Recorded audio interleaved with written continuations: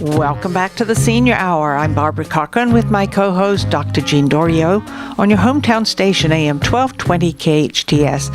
And we're speaking with Randall Kaiden, who is an elder law attorney, and we're going through top 10 estate planning mistakes. And we've hit on 4 very important ones. So let's continue. We want to get the other 6 in. Yeah, so number 6 is we see often is not protecting yourself or your loved ones from what we call creditors and predators. Mm-hmm. When it comes to yourself, a lot of people are interested in asset protection, and especially when we're talking about seniors, it's so very important to have asset protection in both the Medi-Cal and VA worlds. So you want to be able to create an asset protection trust to protect those assets from being eaten up.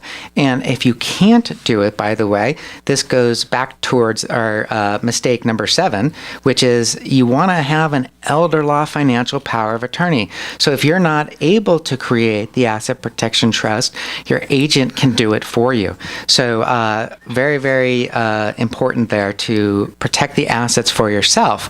And the flip side of the coin on that is after you're gone is you want a plan that protects your loved ones. Now, it's obvious if you have a minor, you don't want them accruing to a lot of money.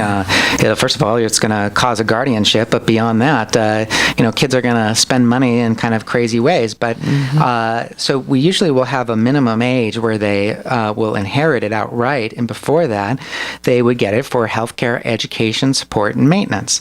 Now, also, though, even when kids are older, there's several examples where you really want to make sure that they're protected from creditors and predators. Some of the more obvious ones is if you have a child who has special needs and they're receiving SSI, you don't want them to lose out on that government benefit, so you want to have a special needs trust in place for them. Mm-hmm. Or maybe you have a child who's a spendthrift who just goes through money like water, and you want to protect them from themselves and have that available for them and their families, perhaps for a lifetime. Another one that we see very commonly is, let's say there's a daughter and she has a spouse that pressures her into spending a lot of money. And if she were to receive an inheritance outright, you can pretty much imagine how her husband in that situation might pressure her and say, hey, let's just take $50,000 here, let's take $50,000 there, and pretty soon all the money is gone. So we've frankly had spouses come back and thank us later on saying, that is so great that you set that up with my parents because I wouldn't have known what to say. I can't resist the pressure. It's too much for me. And beyond that, of course, any beneficiary can be sued at any time for any reason. The most common ones are divorcing spouses. Unfortunately, we have a high divorce rate. We also see lawsuits between business partners, but it comes up in a lot of contexts. Perhaps a bad car accident. Somebody we just had the real estate crash. A lot of people went through foreclosure. Creditors are out there in all shapes, forms, and sizes. And if you want your kids to be protected, you want to set up the right kind of provisions in your trust to provide that asset protection. Okay? Which brings us to number 5. The 5th biggest mistake, estate planning mistake, that we see is not keeping your documents updated to reflect changes in your life. Okay. That's right. Now, common examples of that is, you see somebody, they've gotten divorced, or maybe they're now a widow, or they're remarried. With these changes, you clearly need to change your plan, or else you're going to create accidental distributions. We see that all the time, and it's really sad. Because a person didn't remember to change their trust after, for example, they got a divorce, the trust says everything goes to their ex-spouse and not to their kids. Or perhaps they've not updated their trust. They had a child or a new grandchild, and their trust said, I leave it to these grandchildren, and they accidentally leave out that last grandchild, something like that. So we have accidental distributions happening when people are not keeping on top of their estate planning. So anytime there's a change in your life, you definitely want to call your estate planning attorney and just make sure sure that there's nothing that needs to be changed. And also, you want to make sure with those changes that, a very common mistake we see is people will refinance their house. And when you do that, you generally have to take your house out of your trust because the bank wants to have a direct line to you and make the lien out to you. And so people take the house out of their trust, and then they forget to put the house back into their trust. Oh, this is a big one, because then that would cause them to go into a probate court proceeding.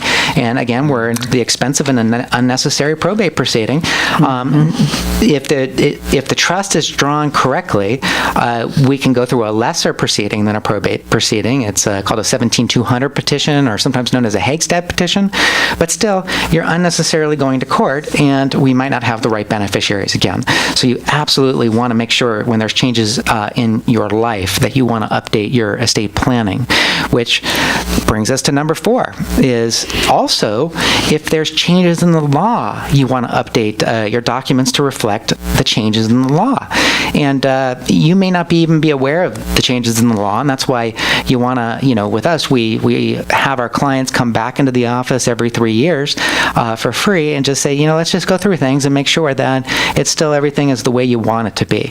And, everybody should know that over the past 10 years, there's been really big changes in the law, and there's been drastic changes in the way trusts are actually drafted. For example, trusts nowadays, in comparison to, let's say, 10 years ago, modern trusts will have Medi-Cal or Veterans Aid and Attendance planning language in the document that allows for that kind of planning.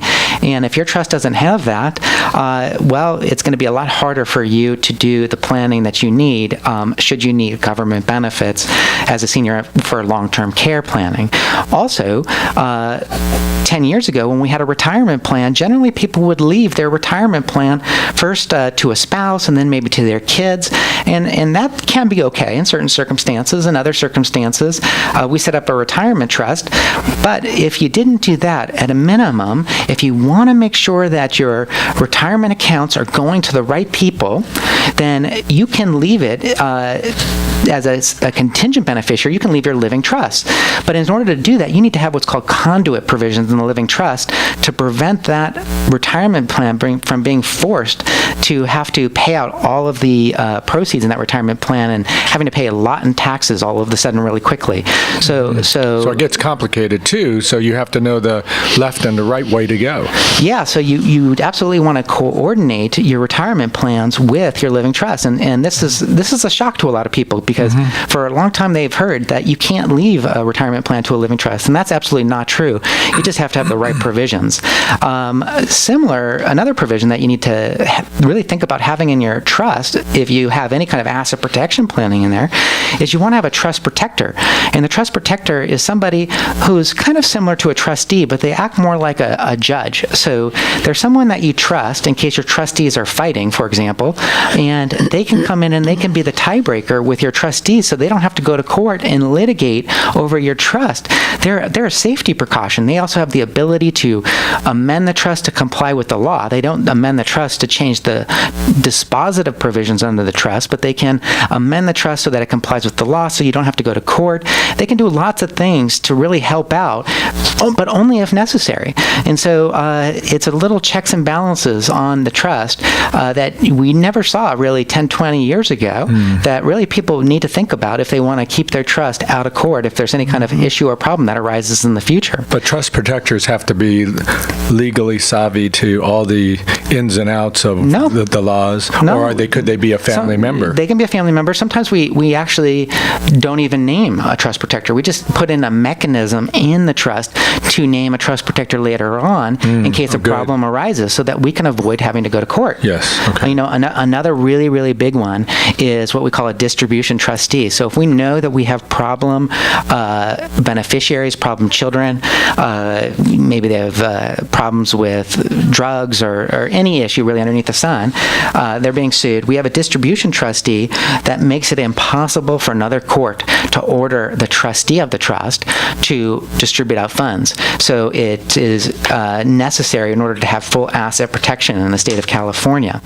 Okay, so that just is some examples of changes in the law that have occurred, and also kind of helps to reiterate mistake number 8, which is that all living trusts are not the same. It's definitely not true. There's all sorts of living trusts, and you really want the one that's right for you. And if we go to biggest mistake number 3, that's also exemplifies a different kind of trust, a very, very common trust. I would venture to say that most married couples who created a trust over 10 years ago, 8 years ago was really the triggering time, because that's when the laws really changed. But back in the 2000s or 1990s, married couples commonly created what's called an AB or ABC trust. And they did that because the estate taxes were so high. And each spouse, the husband and wife, in the past, they would get an exclusion. When I started practicing 20 years ago, it was $600,000 per person. And so that would be $1.2 million that they could preclude from taxes. And the transfer tax system is the opposite of what people normally think. They think of income taxes. When I receive money, I have to pay taxes. The transfer tax system is actually the opposite. It says if I want to give away money, I have to pay taxes. And so because that number was relatively low, especially for Californians, and you could hit that number just with your real estate, people would set up AB trusts. So in other words, if they didn't do that planning, what would happen is one spouse would pass away, everything would go over to the surviving spouse, and there'd be no taxes. But at the death of the surviving spouse, there would be an unnecessary amount of taxes to be paid.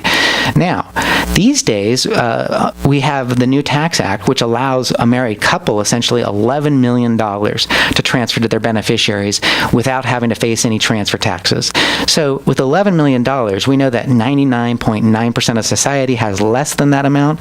We also have what's called portability, so that a surviving spouse, can just elect on a tax return to use their deceased spouse's exemption amount to get them to that $11 million.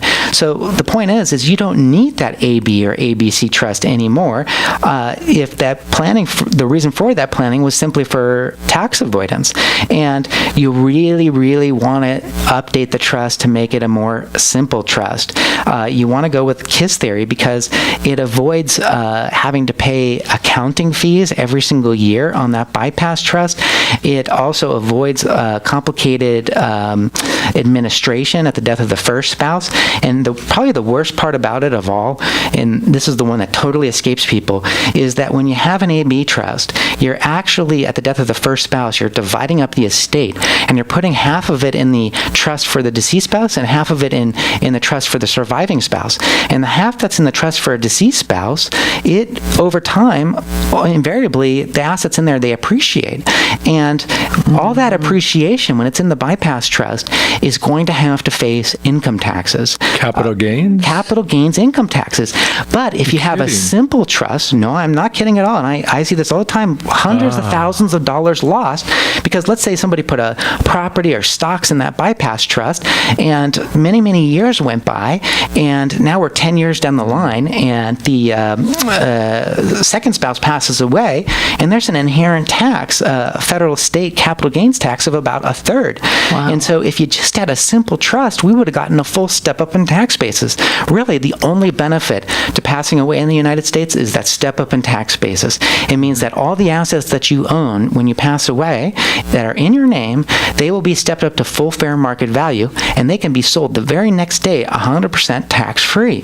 But if you had it in that AB trust, you don't get that. And incidentally, for those listeners out there who have had a spouse already pass away and they had an AB trust and they are hearing this and getting nervous, they really need to contact their estate planning attorney, and because we can go to court under certain proceedings and get a modification of that trust to dissolve it. But after both spouses are gone, then there is no way to do anything about it, and you're stuck with those, tens of thousands, if not hundreds of thousands of dollars in extra tax, which could have been totally avoided had you just updated your trust and made it more simple. So that's number 3. Now we're getting down to the nitty-gritty here.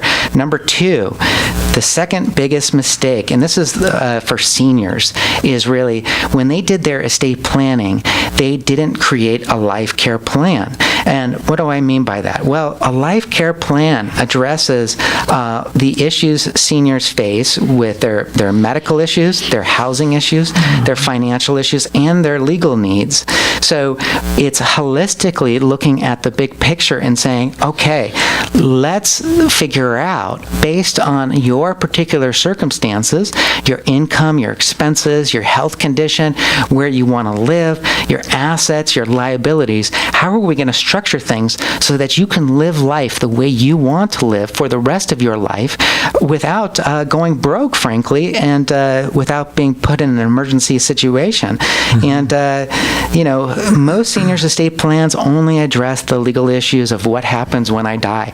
And, of course, that's a big thing to ask and answer, but in my opinion, it's a huge mistake if you're a senior and you're not looking at the other four quadrants. You want to do the life care planning, because to me, what overshadows the death planning is the life planning. It's far more important that adequate solutions are found so that seniors can live the life that they want to live, and they don't have to ask these questions. I get questions from seniors all the time about, where will they live? Will the government help them? How can they live the way they want to and not the way they're told to?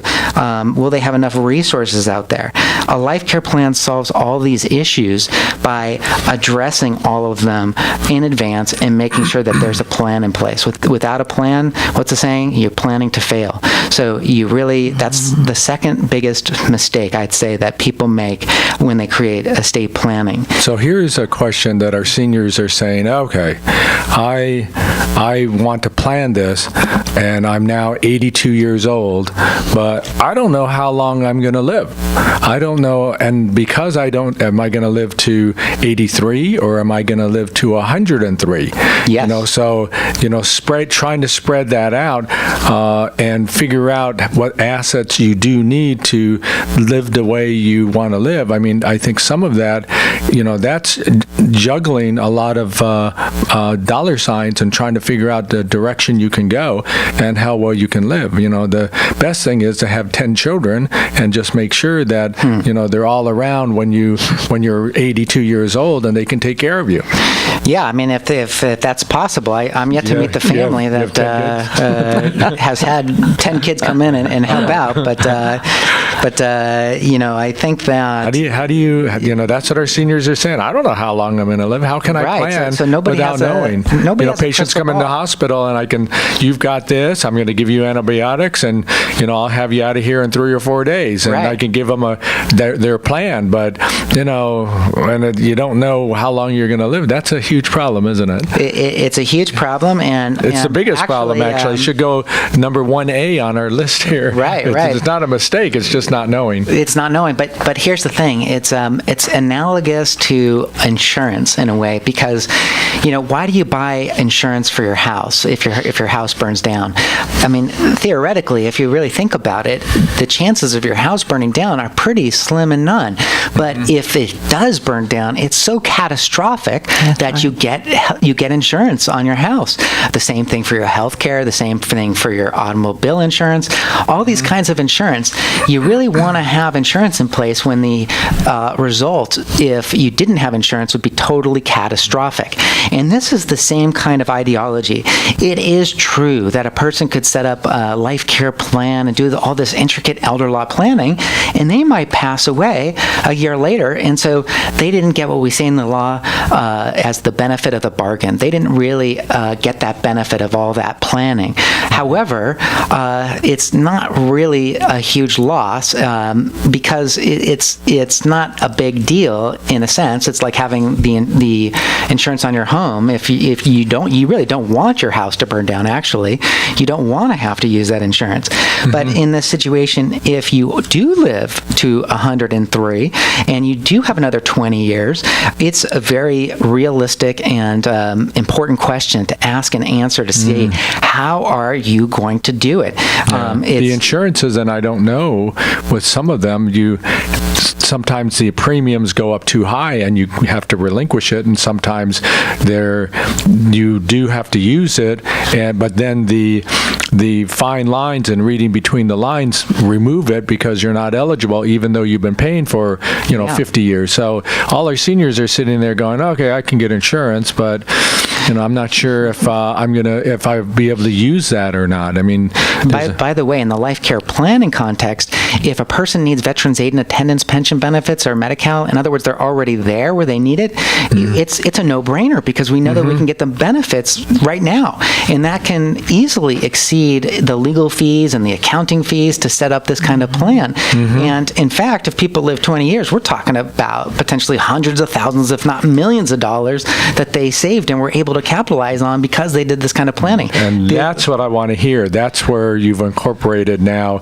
for our listeners who are saying, oh, okay, I know how much I might need, but because it's out there and I don't know, then we have to fold in the possibility that I'll have to get insurance, so-called VA or Medi-Cal or whatever it is, and assure that I can continue.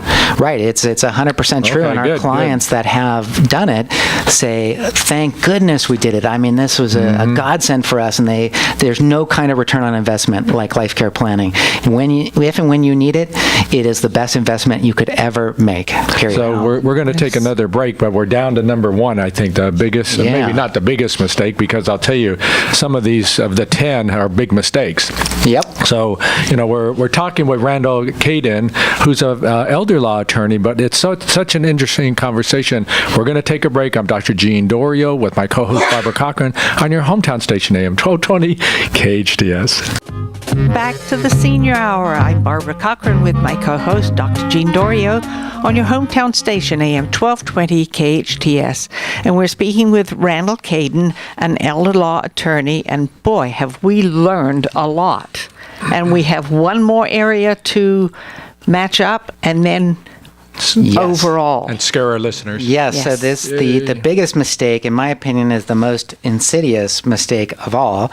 And to really understand it, I'd like to give a couple minutes of background here. In the 90s, when I started practicing, almost all estate planning attorneys had their master's in tax because it was so tax heavy, the planning. And so there was a certain quality that went into the drafting of documents. You really only had tax attorneys creating estate plans. And when I would review estate plans back in the 90s, they were pretty impressive. They were pretty good. And then the 2000s happened, and the estate tax exemptions started going higher and higher and higher. And as that occurred, at the same time, what happened is we had things like LegalZoom born, or We the People, paralegal services and such. And the quality of those documents were really quite terrible at the beginning. And it was still much better to go see an attorney.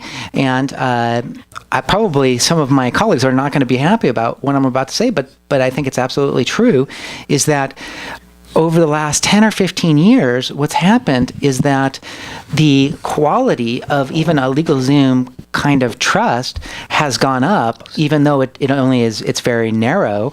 And what I've started to see in the last 5 or 10 years when I review trusts, if it was done by an attorney that was a jack of all trades, unfortunately, what I oftentimes find is that people would have been better off either doing nothing or going to even a LegalZoom, because that trust that was created by somebody who's a jack of all trades, unfortunately, there's a lot of conflicting provisions in them. There's a lot of problems, too many even to outline here, that I see.